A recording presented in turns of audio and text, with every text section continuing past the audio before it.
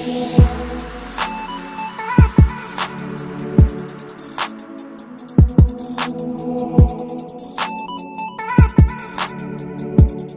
everybody, welcome. This is a talk about Helm and mostly about what's missing in Helm to make it really scalable and I would say enterprise ready. What's that? Oh, here we go. Just 30 seconds about me. Oh, it has some artifacts. You see on the top? The lines, they shouldn't be there. I think that's your grabber, but that's okay. We'll see. Maybe it will be fine. It will be new graphics. Yeah. So this describes me. My name is Baruch. I'm a developer advocate with JFrog. Is it translation? Wir sollten die Zeit nutzen, die wir hier zusammen haben. Erstmal vielen Dank, dass Sie hier sich herbemüht haben und That never happened to me. sich anschauen wollen. There is a first time for everything. Application Security und wie man diese in ein... Oh, much better. Much better. Okay, all right. Yeah, that was an interesting experience. Yeah, so I was saying my name is Baruch. I'm developer advocate with JFrog. @jbaruch on Twitter. You should follow me. I'm a very entertaining guy, as you might already experience. And also a CNCF ambassador, mainly in the Helm area. I prepared a special page for you, so you need to take any notes during the talk. I already did it all for you. You go to jfrog.com/show notes. The slides are already there without the artifacts. The video I'm recording, this guy is recording. Eventually you will get a video. Hopefully if everything works fine, you will get it by tomorrow on the same page. All the links that I'm going to mention, that I'm going to talk about, are already there. You have an option to comment and rate, and also a little bit something to say thank you for being here and not in the other rooms. I know you have choice. Sound like an airline. Yeah, just a little raffle for being there. You also have the same link on the bottom of every page in case you forget, and also my Twitter handle in case you want to follow me later. So let's start with some poll to kind of gauge the audience. So the idea is you raise your hand when it fits, and then you keep it up all the way until it doesn't fit anymore. So who heard about Helm? Everybody, keep those hands up. Who played with it a little bit? Okay, still like a majority. Who use Helm in not prod environment, development and stuff? Still, I think at least half. Who uses Helm in production? 5 hands? All right. Okay, no, that's fine. That's okay. Anyone? No? No? Rimas, who is one of the authors of Helm, he is with JFrog, so he sometimes comes to my talk and then he's like, yeah, that's me. He's not here. Anyway, okay, so the majority of you heard about Helm and played it with it a little bit. I will just do a very short overview what it is then for the people who are didn't know about it, and also maybe you will learn about something new. And it will be funny because it's Kubernetes. So how do you deploy anything to Kubernetes? You copy YAML from somewhere in the internet, some README on a GitHub page, and then you paste YAML, and then you fix intents, and then you do it all over again. There is a way around it, and that's using IntelliJ IDEA, which actually has a great Kubernetes plugin that at least fixes the intents for you. It's an improvement, but still there is a lot of all this thing. So this is how Kubernetes resource looks like. I don't expect any of you to see here anything new. What I want to show you is if this thing works. Here we go. This thing, right? So if you just use plain Kubernetes, when you provide stuff, you sometimes need to provide stuff like tags and versions. So in this example, we actually mentioned that we use Docker wrap in version 1.0, and then you have a new image, and you have 1.1, you built it successfully, and now what? You need to change it in all the Kubernetes resources that you have. There are a couple of options. One option is doing that. Anyone? Yeah, yeah, me too. Yeah, the other, there is one like other great option. Any ideas? Like, wonderful, fixes all the problems. Yes. Use Helm, we will get to that, but without Helm. Almost as good as using Helm. We can use latest. Oh, we can use latest. What can go wrong? It's so great. Right? Well, no. Obviously, and the right solution is actually using Helm. You get a prize. Yes, you get a t-shirt at our booth. By the way, I didn't mention, we have awesome t-shirts like that in our booth. And it's right there. And it's fun. And raffle and stuff, stickers. Yeah, Helm. Well, Helm is a bunch of, it's packaging for Kubernetes, basically. It allows you to encapsulate Kubernetes resources into packages that actually make sense. So this is, microservices, everything is like a tiny, tiny Kubernetes thing. And this is X-Ray, for example, another product of JFrog, where a lot of microservices just become this when we encapsulate all those deployments into one package. And this is obviously awesome, and you obviously want that and need that. Also, it has a templating engine. So here, we solve the problem of the version of our image. So instead of naming the tags, we do something like image.tag, and this is a variable that can always be changed. Looks good, almost. We'll get to that. Right, so we have the template. Values should come from somewhere. So we have a values file, and values file is another wonderful YAML file. Aren't you all love YAML? Who hates YAML, by the way? Me and, okay. The other didn't work enough with it. I get it. Okay, you'll get there. That's okay. Yeah, so that's another YAML file. And you provide the tags, you provide versions, and everything's good. One of the biggest advantages of Helm is how simple the Helm chart is.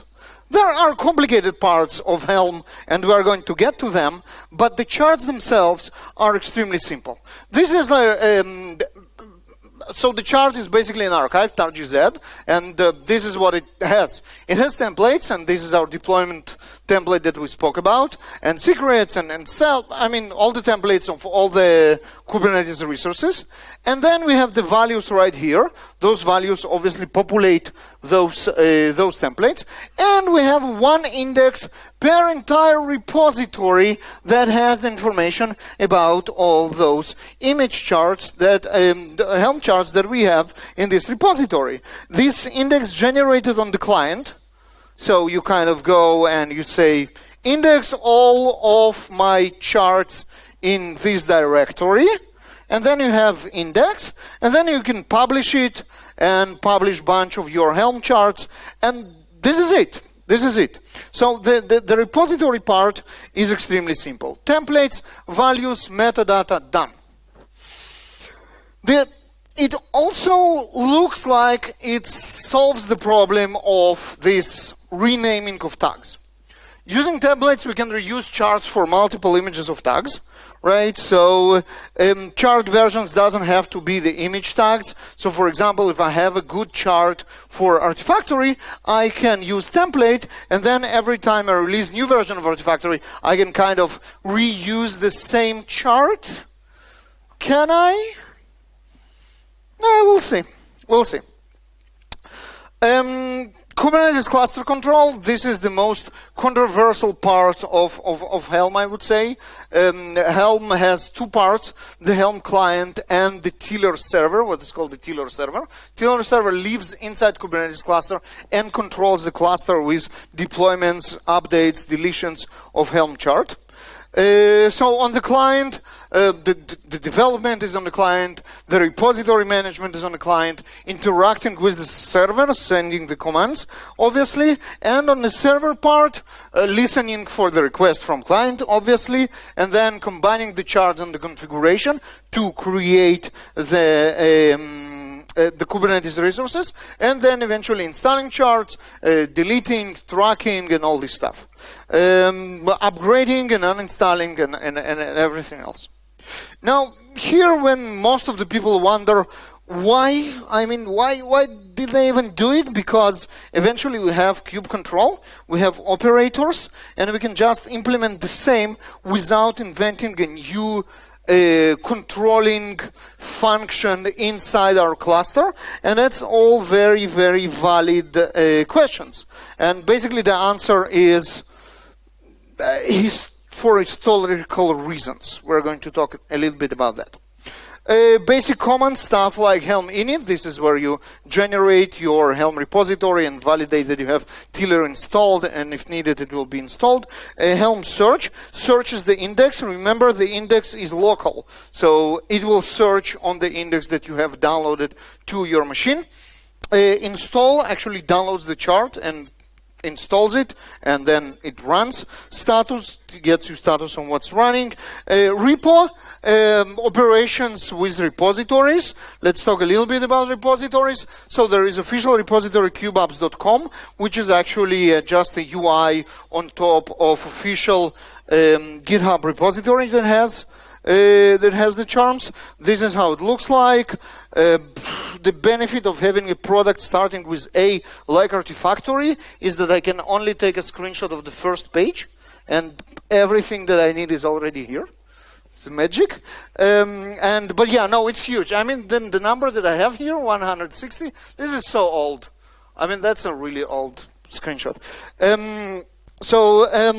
You need to get a local repository, as you have a local repository for everything else, as you have a local Docker registry, as you have your local Maven repository, your NPM register and what's not. You should get one for Helm as well. Since Helm repository is super simple, you can run it yourself. All you need is HTTP server with index.yaml, and index.yaml is generated by running Helm repo index. So you just expose your repository on a directory on the HTTP server, but that's obviously a very naive approach. It doesn't have like none of the features of a proper repository. So the other version is obviously using JFrog Artifactory or others. There are others. Artifactory is actually a Kubernetes registry that supports Helm, Docker images, and everything which is inside your stuff as well. As I mentioned, learn more from those wonderful guys on the back in our booth and get t-shirts and what's not. Getting back to the discussion about tiller, yes or no, Helm 3 actually has the answer, and the answer is no tiller. Yay! Historical reasons for having a tiller are going back to the days where Kubernetes really didn't have any RBAC, any role-based authentication controls, and if you got kube control, you could do anything, and tiller kind of gave you an option to provide possibilities to deploy stuff without having a full kubectl. RBAC is here for a year now in Kubernetes, so we don't really need tiller anymore, and it goes away. YAML, obviously not only us here hate YAML. Helm 3 scripting will be done in Lua. Lua? Hey, I'm a Lua developer. I don't know. Lua, very strange choice. But it is what it is. It's a fully blown scripting language.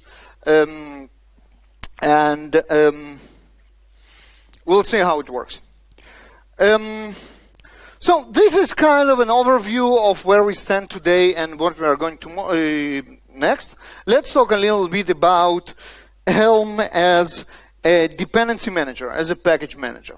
So I think that's a Venn diagram, by the way, and that's one of my favorite slides. Anyone feels that way? Oh, come on, people. Okay, this is weird. Only I hate software and a couple of other people. Anyway, anyone knows what dependency managers and printers have in common? They're sent from hell to make us miserable. If you are not familiar with these comics by Oatmeal, you should really check it out. This is amazing about our daily experience with printers. By the way, same with package managers. Sam Boyer, the author of Go Dep, actually wrote a lot about his suffering with dependency managers. And just the highlights. So you want to write, you woke up with this morning, rolled out of bed and thought, you know what, I don't have enough misery and suffering in my life. I know what I'll do, I'll write a language package manager. This is very true. It is suffering and miserable. And then he goes like a lot what the problems are. Software is terrible. People are terrible. There are too many different scenarios. Nothing will really work for sure. It's provable that nothing will really work for sure. And our lives are meaningless perturbations in swirling vortex of chaos and entropy. This is kind of what Sam Boyer felt after writing GoDeb. This is what we feel in JFrog for doing stuff with dependency management for 10 years. I have a whole talk about how horrible dependency managers are. That's not this talk. At least I try not to make it this talk. We identified 7 deadly sins of package managers. Over-architecture, not thinking about enterprise scenarios, which kind of the opposite. Having downloadable index. Cross-site dependency resolution loopholes. That's a topic for another talk. Authentication done wrong, version management or lack of thereof, that's more correctly, and using wrong pack from central for central registry.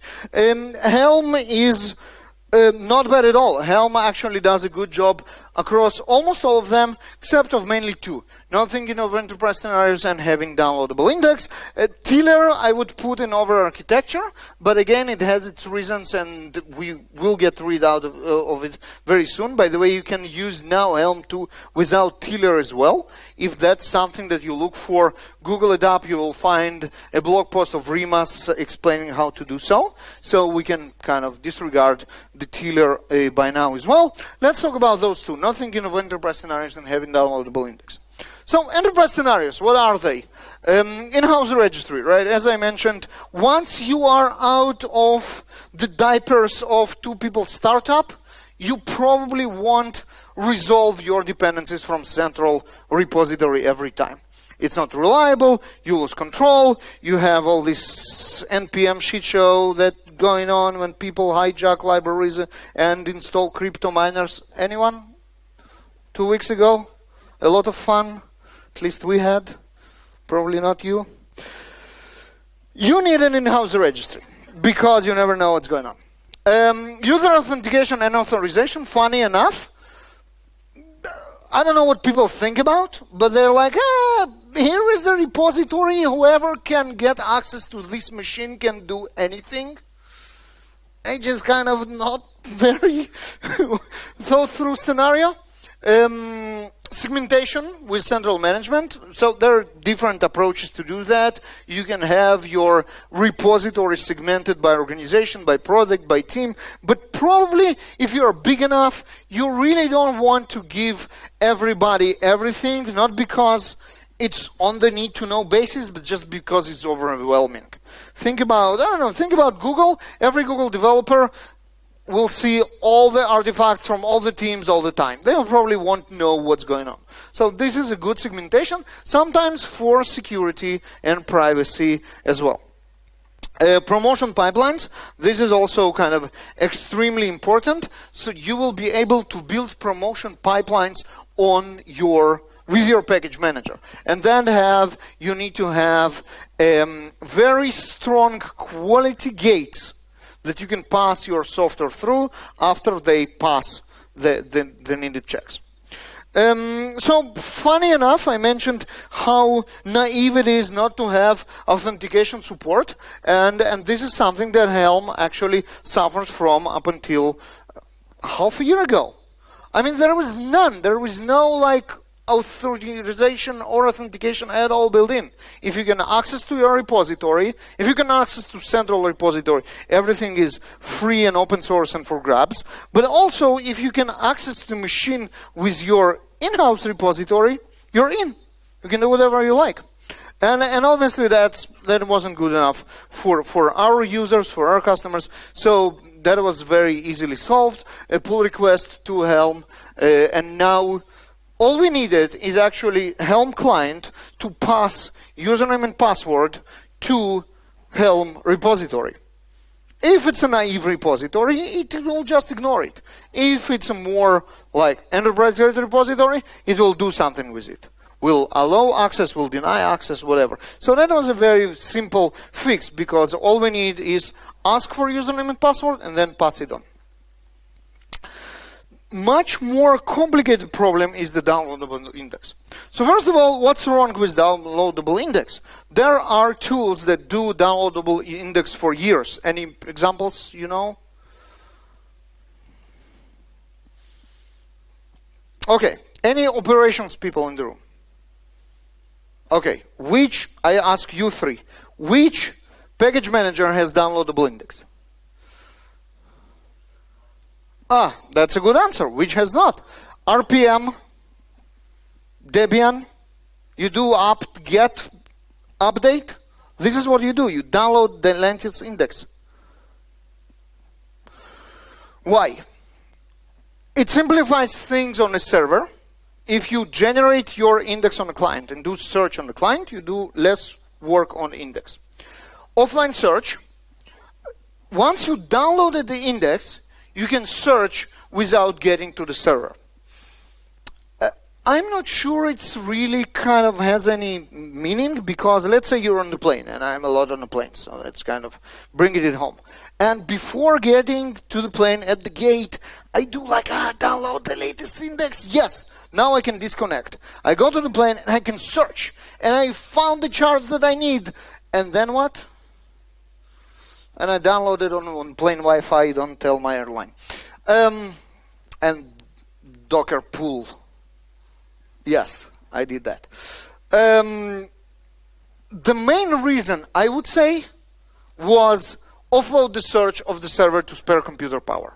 Right, so Linux, everything is distributed. We have those small repositories run on people's computers. It's 80s outside. The computers are very weak. We don't want to bombard those servers with all those search requests.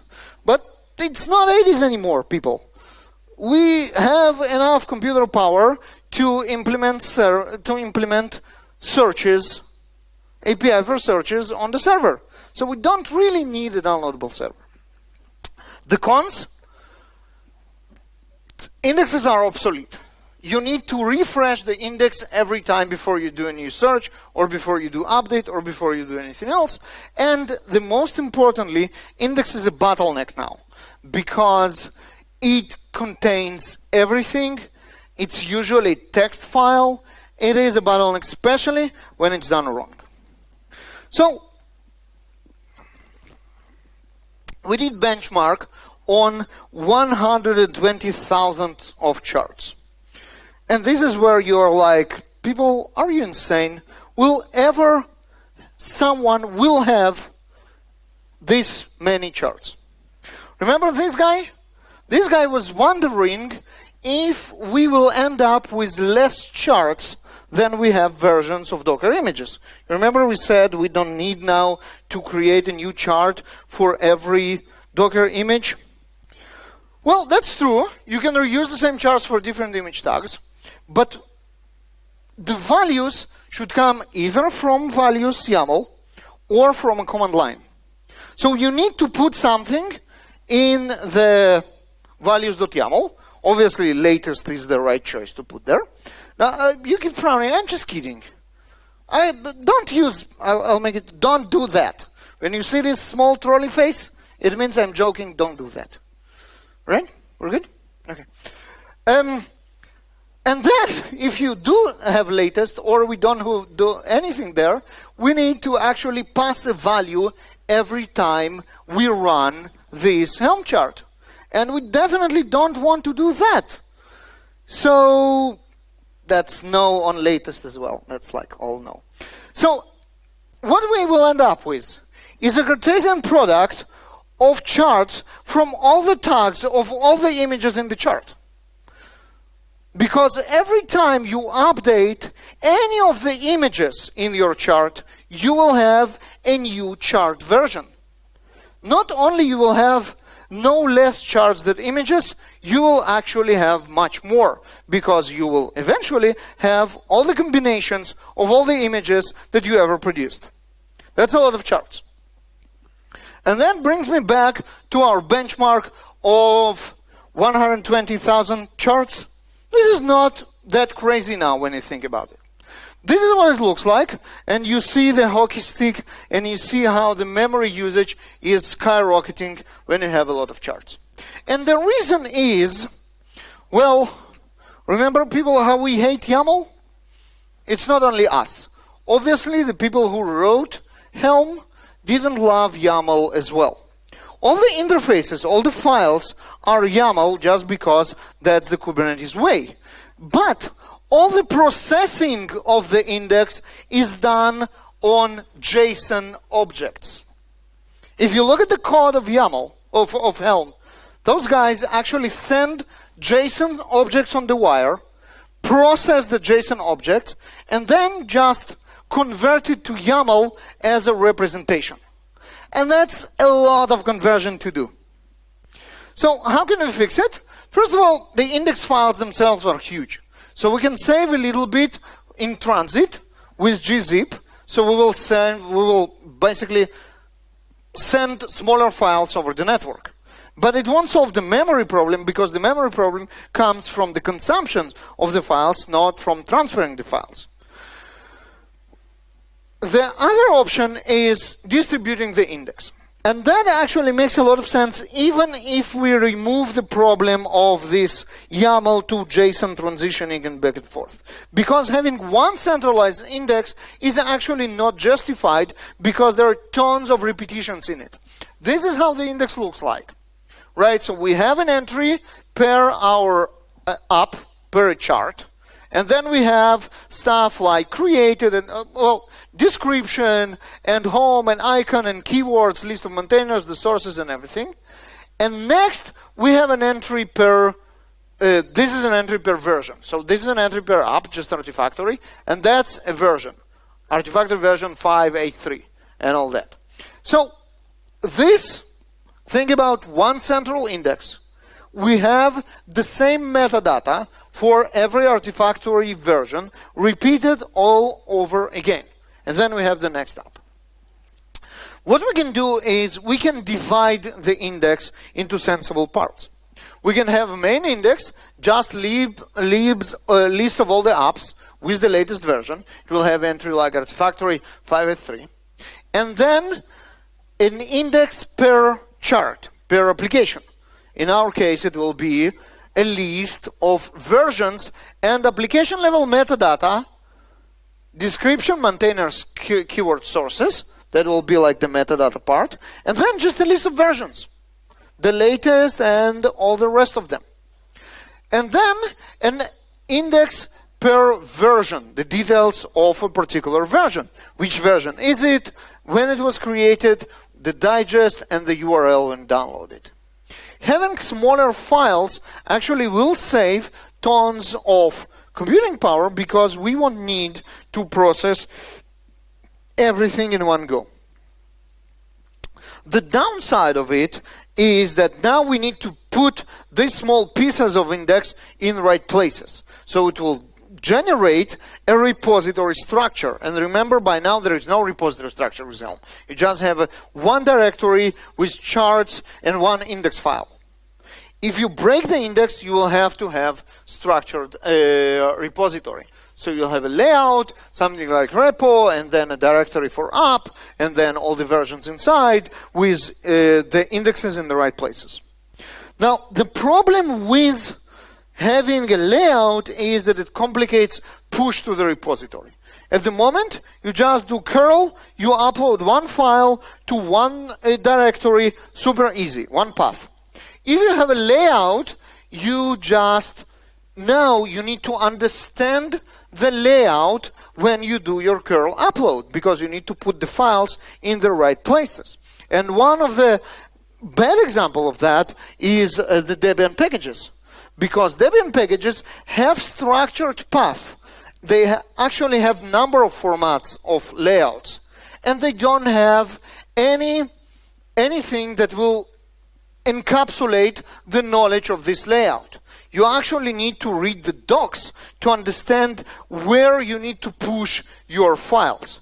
And that complicates life. And the solution for that is actually having a push format, a push command. Helm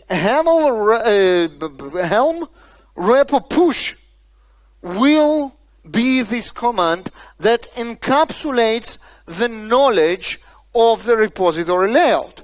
If we implement it today, when we don't have this separate layout, push will probably just put the files in the same root directory. When we implement layout, we will be able to put the files in the right layout. When we change the layout, nothing will change for the user because the layout will be encapsulated. So this is how you work around that.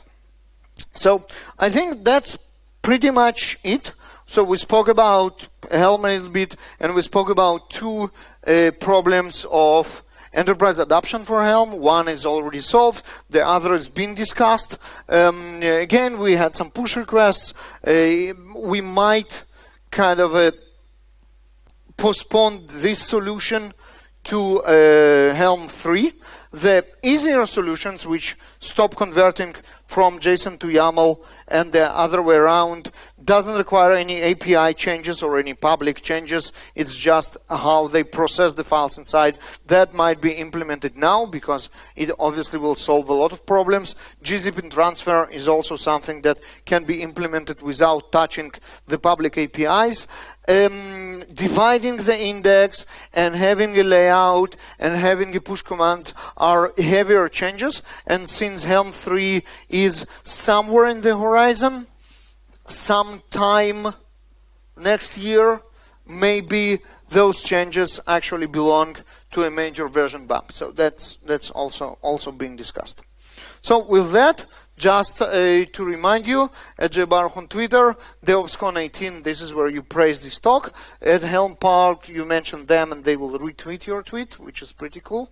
And then the show notes, as I mentioned, the slides, the video, all the links, everything is right there. Now it's good time for Q&A. Just another shout out for IntelliJ IDEA. I mentioned how awesome they manage Helm resources. They actually have great Helm support as well, with all the navigation between the templates and the versions. And if you are connected to a Kubernetes cluster, you can actually compare the resources that Helm created to the templates that were used and see the differences in how the magic happens. Really, really cool stuff. Highly recommend it. And we have like a lot of time for questions if you have any. Thank you very much.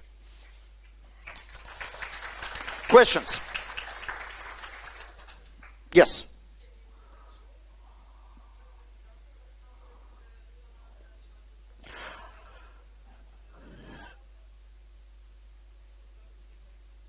Yeah, no, there is none. The decision, I am not sure there are like a lot of people working full-time on Helm. So I think it's kind of a very slow process. The decision on taking Lua was announced, I would say, 3 months ago.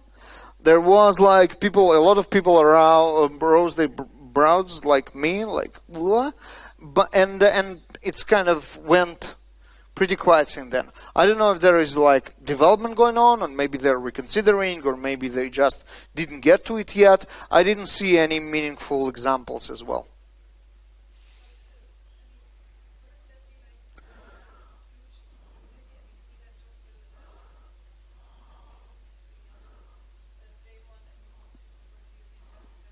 Yeah, another like valid question, won't it look like something completely different? Right, because at the moment you look at Helm templates, and they look like Kubernetes resources with templating. And the question is, will Lua look completely different? I think what they try to do is they try to do a DSL that will still look and feel like a YAML Kubernetes file, but will have scripting capabilities inside. So you can do like ifs, you can do like expressions, you can evaluate things and this kind of stuff. But I think that the idea is that the look and feel of the Helm template itself will still be like a Kubernetes resource, for that matter. That's the goal. I don't know if they will succeed in it. I hope they will. Yeah, that should be, because if it will look like something completely different, it will lose the idea of being templating for resources, obviously. Any more questions?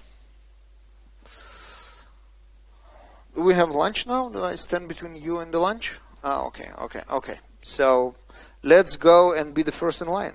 How about that? Thank you very much. Don't forget to visit our booth.